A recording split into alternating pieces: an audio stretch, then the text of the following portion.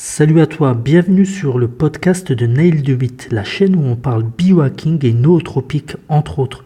N'oublie surtout pas de consulter la description de ce podcast, tu y trouveras des liens vers des produits que j'utilise et n'oublie pas également de t'inscrire à la newsletter, je t'enverrai du contenu exclusif. Bonne écoute.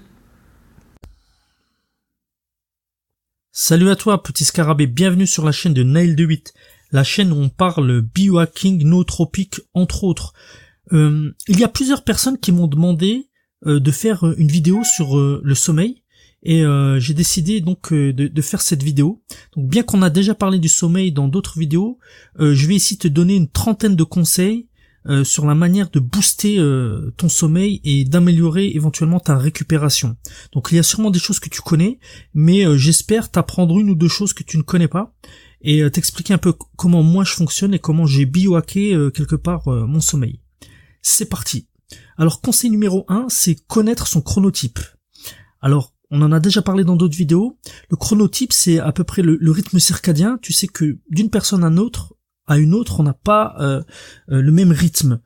Et il est important de définir ton chronotype parce que une personne qui est du chronotype dauphin n'aura pas les mêmes besoins de sommeil et ne se couchera pas à la même heure que quelqu'un qui a un chronotype ours qui correspond au chronotype de la majorité. Et donc on en a déjà parlé, je te conseille la lecture du livre Le pouvoir de quand, Power of When, donc je te remettrai les références en bas de cette vidéo, et d'éventuellement de faire le test en ligne pour définir ton chronotype. Donc je te mettrai un lien pour que tu puisses définir ton chronotype en ligne. Deuxième conseil que j'aimerais te donner, c'est mettre en place un rituel. C'est très important. Pendant très longtemps, moi j'allais me coucher comment je le sentais, hein. Si je voyais, si je sortais pas, si je regardais la télé, si je regardais pas la télé. Enfin, c'était très très très aléatoire et j'avais pas de rituel. Et maintenant j'ai mis en place un rituel qui commence déjà par une alarme. J'ai mis une alarme pour aller me coucher. Et ça me permet de pas traîner, parce que si j'ai pas d'alarme, je vais traîner, je vais regarder la télé, je vais procrastiner.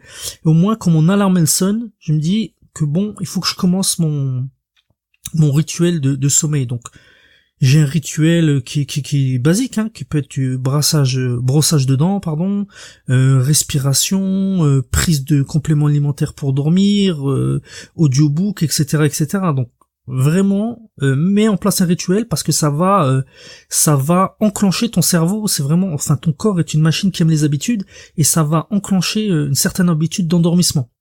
Donc voilà, mettre en place un rituel. Troisième conseil, mettre une alarme pour aller se coucher. Donc on vient d'en parler. Ça t'évite de traîner sans savoir trop quelle heure qu'il est. Donc maintenant, t'es plus en mode aveugle. Ça sonne, tu commences ton rituel. Quatrième conseil que je pourrais te donner, c'est de ne pas absorber de café après 15 heures. Il y a certaines personnes qui sont très sensibles à la caféine, qui devraient même pas en boire du tout. Donc si t'as vraiment des problèmes pour te coucher, n'absorbe pas de caféine. Mais attention, beaucoup de personnes pensent que la caféine ne se trouve que dans le café, mais la caféine se trouve principalement dans le café, dans le thé, surtout le thé noir, dans le chocolat. Donc il faut vraiment éviter le chocolat. Donc si maintenant t'as l'habitude de regarder une série en grignotant un Kit Kat, évite le chocolat quand il y a de la caféine. Faut vraiment que tu intègres cette information. Évite aussi la tyramine qui est une substance qui excite ton cerveau. Et cette substance, elle se trouve dans le fromage, dans la saucisse, dans plein de choses comme ça. Et les gens se rendent pas compte à quel point ça peut perturber ton sommeil. Donc un bon morceau de fromage réconfortant la nuit peut avoir des effets délétères sur ton sommeil. Donc je te mettrai le nom de cette substance, la tyramine. Comme ça, tu regardes un peu où elle se trouve et éventuellement si tu as des problèmes de sommeil, c'est peut-être dû à ça. Conseil basique, hein, qu'on donne tout le temps, c'est de faire du sport. En effet, si tu fais du sport, de la natation ou quoi dans la journée, tu vas être fatigué et ça va t'aider à induire le sommeil. Sixième conseil, porte des lunettes anti-lumière bleue à partir de 18 heures. Donc moi j'ai déjà fait une vidéo assez complète sur ça, hein, tu peux la regarder. Et c'est vraiment important parce que la lumière bleue va donner des fausses informations à ton corps. Et si tu as tout le temps la lumière bleue tard dans le soir, et ton corps va penser qu'il est tôt dans la journée, et ça va t'empêcher de sécréter de la mélatonine, cette hormone qui te permet de te coucher. Donc vraiment évite la lumière bleue, mais ça ne suffit pas, hein. Donc je te donne un 7e conseil, baisse la luminosité de ton téléphone et essaie d'automatiser. Il y a des modes de nuit qu'on peut faire mettre automatiquement, en tout cas je sais que ça existe sur iPhone, pour que la luminosité elle baisse. Il y a des applications aussi qui existent comme Flux, que tu peux mettre sur ton moi j'ai un Mac, donc je le mets sur Mac, mais qui enlève toute la lumière bleue, et donc ton écran devient un peu orangé comme ça. Donc si tu as toutes ces options sur tes appareils électroniques, essaye de le mettre. 8e conseil, mais si tu fais du YouTube la nuit, donc en plus des lunettes, en plus de la luminosité, tu peux aussi mettre ton YouTube en mode nuit. Donc ça inverse les couleurs. Donc moi YouTube il est comme mode nuit, c'est-à-dire que il est plus noir que blanc, et donc ça t'excite moins. Tu peux aussi baisser le contraste. Moi j'ai baissé vraiment le contraste et la luminosité de mes écrans. 9e conseil, sanctuarise ton lit. Ça veut dire que dans ton lit tu dors. Et en fait, ton cerveau est vraiment une machine associative qui associe vraiment des choses, qui vit par association. Et si tu maintenant t'as l'habitude de travailler dans ton lit, ton cerveau ne va pas trop associer le sommeil avec le lit. Donc essaie d'éviter de travailler ou de lire dans ton lit. Je t'avoue que moi je fais une exception dans le sens où j'écoute des audiobooks. Mais je m'endors avec ça en fait. Je mets l'audiobook et je mets un compte à rebours, c'est-à-dire si tu as Audible, tu peux définir une lecture pendant 15 minutes, 30 minutes, et ça va lire automatiquement, et ça s'arrêtera au bout de 10, 15 minutes ou 30 minutes ou la période que tu as définie. 10e conseil, prendre des suppléments. Donc on arrive dans le gros du biohacking, entre guillemets, enfin des suppléments. Donc moi, j'avais fait un dosage, je t'ai parlé récemment d'un dosage hormonal, vitamines, minéraux que j'avais fait très poussé. J'avais fait doser ma mélatonine et ma mélatonine était effondrée. Ça peut s'expliquer peut-être par le fait que j'ai travaillé beaucoup de nuit et du coup j'ai une mélatonine qui était effondrée. Donc je prends de la mélatonine par cure. Attention, tous les conseils que je vais te donner là, ça veut pas dire que tu dois prendre tous en même temps, surtout pas. Tu dois faire ton boulot, moi je te donne quelques pistes, mais tu dois faire ton boulot pour savoir si c'est bien ou pas pour toi, si tu as des contre-indications ou pas à ce que je vais te donner, et voir si tu peux les associer ou pas. Moi je te dis de pas trop associer de choses, parce que ça risque de t'assommer, donc surtout les substances que je vais te dire de te méfier. Donc mélatonine, se renseigner, moi j'en prends, ça m'aide, donc c'est dans mon rituel pour me coucher, mais j'en prends pas toute l'année, tout le temps. 2e, je prends des herbes. Donc en fait, il y a une marque que j'aime bien, bio, qui s'appelle Yogi. Ils ont une version pour t'aider à dormir, donc avec plusieurs herbes valérianes, des choses comme ça, vraiment des herbes qui t'aident à te déstresser, à te calmer. Donc je te mettrai un lien en bas, donc tu pourras regarder. C'est j'aime pas dire, c'est des tisanes si on veut, Yogi. 3e supplément que tu peux prendre, c'est la taurine, qui permet de baisser le stress et l'anxiété. Donc ça c'est une chose aussi à essayer, à part, on ne va pas tout essayer en même temps, mais la taurine ça peut vraiment bien t'aider. 5-HTP, on en a déjà parlé dans ma vidéo sur les rêves lucides. Donc ça peut t'aider et à faire des rêves lucides et à t'endormir, parce que c'est un précurseur de sérotonine, sérotonine qui te calme et qui t'aide à dormir. Mais attention, hein, ne va pas mélanger 5-HTP avec d'autres choses, hein, d'autres molécules dont je parle, comme le phénibut et tout ça. Si tu prends du 5-HTP, teste-le seul, mais pas avec d'autres molécules puissantes. Zinc, donc ça t'aide à dormir, donc tu peux essayer de prendre du zinc la nuit. Moi j'avais une grosse carence en zinc, et donc j'en prends la nuit pour dormir. Le magnésium, donc tu peux tester le magnésium aussi la nuit. Oméga 3, très important, ça j'en prends vraiment tous les soirs. L'huile de krill, je te mettrai une référence si ça t'intéresse, avec des acides gras à chaîne moyenne. Donc ça m'aide à la récupération. Donc et ça je mets ça dans ma tisane Yogi. Donc je mets des oméga, non, les oméga 3 je les avale, mais le MCT All je le verse dans ma tisane. Et ça m'aide vraiment à récupérer la nuit. Donc oméga 3 plus huile à chaîne moyenne, MCT Oil, je te mettrai les références si tu veux. L-théanine, on en a déjà parlé dans le stack qui est très connu, le stack caféine-théanine. Et donc c'est la partie qui te calme et qui permet de balancer les effets de la caféine. Donc je te conseille la L-théanine si tu veux tester la nuit. Mais teste-le aussi encore une fois tout seul, hein. Enfin, une molécule que personnellement j'affectionne quand je suis stressé, c'est le phénibut. qui est une sorte de GABA modifié. Le GABA, c'est le grand calmant du corps humain, enfin du système nerveux. Et l'avantage du Phenibut, c'est qu'il traverse la barrière hémato-encéphalique. Alors ça, j'en parle beaucoup dans ma formation sur les nootropiques synthétiques. Si ça t'intéresse, le mécanisme, tout ça, tu peux jeter un coup d'œil. Voilà, donc Phenibut, mais attention, c'est peut-être la molécule que je recommande le moins pour les novices parce que elle est potentiellement addictive. Et voilà, c'est pas la chose sur laquelle je te dirais d'aller directement. La vitamine D, donc une carence de vitamine D peut t'empêcher de dormir, mais attention, ne prends pas cette vitamine D le soir parce que elle interagit avec la sérotonine. Ne la prends pas le soir, prends la vitamine D le matin. Donc moi je prends 5000 UI tous les jours le matin, mais ne prends pas la vitamine D le soir. Mais si tu as une carence en vitamine D, ça peut t'empêcher de dormir. Donc là, on a parlé un peu des suppléments. Donc il y a encore plein d'autres suppléments, mais je veux pas que cette vidéo devienne interminable. Mais voilà les principaux suppléments que tu peux tester. 11e conseil, température de la pièce, très important. 18 degrés. En fait, la pièce doit être plus ou moins froide. Si tu es dans une pièce trop chaude, ça va vraiment t'empêcher de dormir. 12e conseil, respirer par le nez. J'ai fait une vidéo spécialement sur ça. Donc essaye de mettre un scotch sur ta bouche pour vraiment respirer par le nez, c'est très important.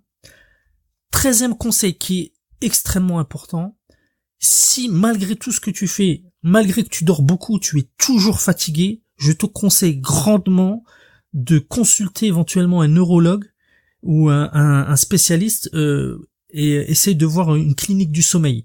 J'ai vu des gens, donc tu vas passer une nuit, on va étudier ton sommeil et si on détecte chez toi une apnée du sommeil, il y a des gens qui font des apnées incroyables, qui font plusieurs apnées par heure et ça les fatigue complètement tout le long de la journée. J'ai vu des gens dont la vie a été transformée parce que à plus de 40 ans on leur a diagnostiqué une apnée du sommeil. Donc vraiment c'est un conseil que je te donne si t'es toujours fatigué, que t'as jamais réussi à récupérer, par pitié, consulte quelqu'un. Fais un diagnostic, va dans une clinique du sommeil et après ça peut te changer la vie. Les traitements, c'est des machines, des choses comme ça peuvent vraiment te changer la vie au niveau énergie, etc., etc. En plus, ça a des effets délétères sur ta santé, sur ton cœur si tu fais des apnées du sommeil. Donc vraiment, je te conseille de consulter si tu as ce type de problème. 14e conseil, noir total. Donc vraiment, achète des rideaux noirs, ferme tes volets et surtout cache les LED. Tu sais, en ce moment, on a tous ce comment ça s'appelle, ces multiprises là de pas cher là avec le gros on-off rouge là. Mais c'est dégueulasse. Ça t'empêche de dormir, c'est de la merde. Donc essaie d'acheter des multiprises sans LED et sinon couvre les LED avec du scotch d'électricien. Tu sais, le scotch bien noir, tu vois. Mais cache-moi toutes ces LED de merde. Enfin, 15e conseil, il y a carrément des ampoules maintenant. Qui n'ont pas de lumière bleue, donc ça serait sympa de mettre ces ampoules dans ta salle de bain ou dans ta chambre pour pas t'agresser et pour pas exciter ton cerveau. 16e conseil, si tu habites dans un environnement bruyant, je te conseille d'investir dans une white noise machine. Donc c'est une machine qui fait des bruits blancs. Donc c'est des bruits qui vont couvrir d'autres bruits et ça peut être vraiment magique, surtout si t'es en voyage dans des chambres d'hôtel ou des choses comme ça. Ça peut vraiment t'aider à dormir. 17e conseil qui est en relation avec celui d'avant, Bose vient de sortir un nouveau casque pour t'aider à dormir, avec lequel tu peux dormir et qui produit des bruits blancs et des choses comme ça. Donc je l'ai pas testé parce que moi j'ai déjà un casque Bose anti-bruit mais qui permet pas de dormir avec. Mais vraiment si tu as des problèmes de sommeil, je te mettrai la référence dans la description, jette un coup d'œil sur ce nouveau casque Bose. 18e conseil, un matelas de qualité et un coussin de qualité à mémoire de forme. C'est fou comme les gens peuvent dépenser des milliers d'euros, voire des centaines d'euros pour un téléphone, mais rechignent à acheter un coussin qui fait plus de 100 euros, alors que le coussin, il peut changer toute ta vie. Donc moi, depuis des années, j'en parle dans ma vidéo sur la cervicalgie, depuis des années, j'ai investi dans un matelas à mémoire de forme et dans un coussin à mémoire de forme de la marque Tempur. Ça a changé ma vie, donc regarde ma vidéo sur la cervicale où j'en dis plus. Mais vraiment, et n'hésite pas n'achète pas ça sur le net. Va tester dans des magasins de literie les matelas et les coussins. Ensuite, tu pourras éventuellement les commander sur le net. 19e conseil, dormir sur le côté gauche ou sur le dos. Donc moi pendant très longtemps je dormais sur le ventre, qui est très mauvais pour les cervicales, et j'ai trouvé, et puis j'ai étudié, et j'ai vu que le côté gauche ou sur le dos était la meilleure façon de dormir. 20e conseil, dormir nu. C'est très bien parce que premièrement, tu sais, quand tu dors avec, bon, j'espère que tu dors pas avec tes chaussettes, mais si tu dors avec des chaussettes ou des slips et tout, ça bloque la circulation, c'est pas très bon. En plus, ça peut te donner des démangeaisons parce que, tu sais, dans les textiles qu'on utilise, il y a plein de substances qui sont pas bonnes. Donc le mieux c'est de dormir complètement nu, ça enlèvera toutes les pressions des élastiques, de tes caleçons, de tes slips, de tes chaussettes, tout ça, du pyjama, tout ça, enlève tout ça, que t'aies plus aucune pression, et tu dormiras beaucoup mieux. 21e conseil, exercice respiratoire. Oui, tu peux faire, il y a un exercice que j'aime bien qui s'appelle square breathing, en fait la respiration au carré. Bon, je vais pas t'expliquer ce que c'est, ça sinon la vidéo va durer trop longtemps. Mais la respiration au carré, où il y a des types de respiration qui te permettent vraiment de t'aider à t'endormir très rapidement. Alors je te laisse regarder ça de ton côté, mais vraiment un exercice respiratoire intégré à ta routine.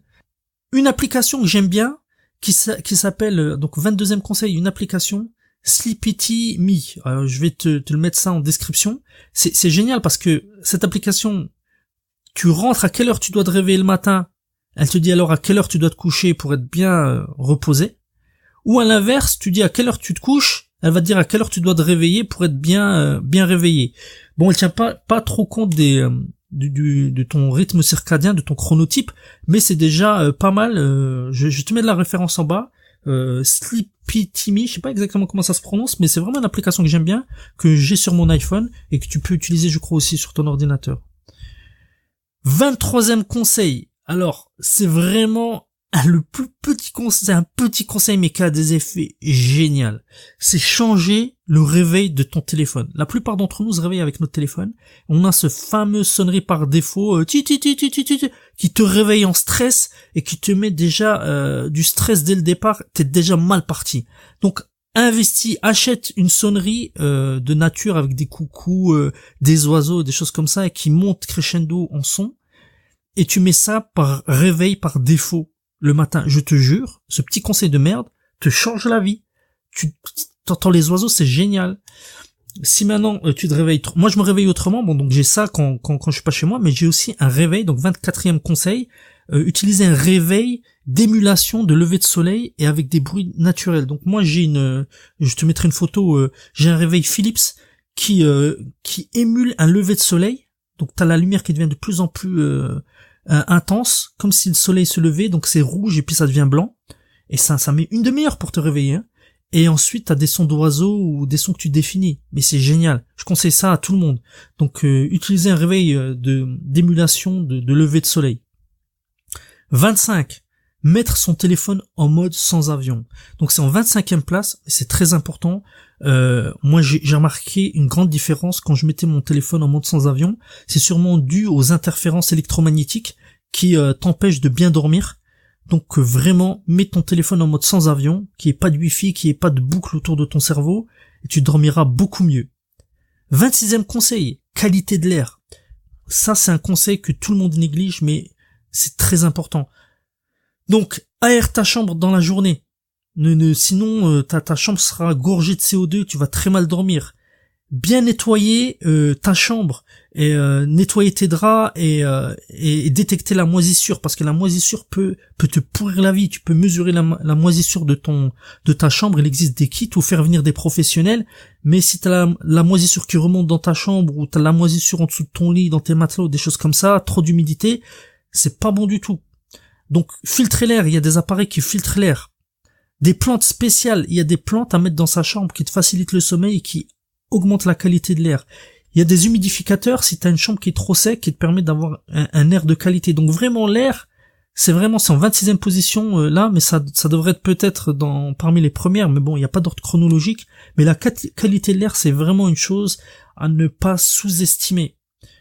27e conseil, douche chaude. Moi j'aime bien faire une douche chaude, parce que ça aide paradoxalement à baisser la température du corps. Certaines d'autres personnes te diront de faire des douches froides pour dormir. Moi, je pense que la douche chaude détend et fait baisser paradoxalement la température du corps. Donc teste les deux et puis dis-moi ce qui marche le mieux pour toi. Dernier conseil, ne pas manger juste avant de dormir. Donc vraiment, essaye d'avoir ton dernier repas 2 heures avant de dormir pour que la vidange gastrique soit faite et pour pas être perturbé. Ok ? Donc voilà, c'était le dernier conseil. Donc j'ai probablement oublié 1 ou 2 conseils, mais j'espère que tu auras appris 1 ou 2 choses parmi tous les conseils que je viens de te donner. Comme d'habitude, n'hésite pas à t'abonner à ma chaîne si ça t'intéresse, à liker cette vidéo, à la partager avec des amis si tu sais qu'ils ont des problèmes pour se coucher. Tu peux également t'inscrire à ma liste d'amis en bas. Tu recevras un petit guide pour t'aider à booster ton cerveau, ainsi qu'une liste des compléments que j'utilise. Sur ce, je te dis à bientôt, bonne journée. J'espère que tu as apprécié ce podcast. Comme d'habitude, n'hésite pas à consulter la description de ce podcast. Tu pourras t'inscrire à ma newsletter et consulter un lien vers un fichier où je mets tous les liens vers les produits que j'utilise. Tu recevras aussi, si tu t'inscris à ma newsletter, du contenu exclusif.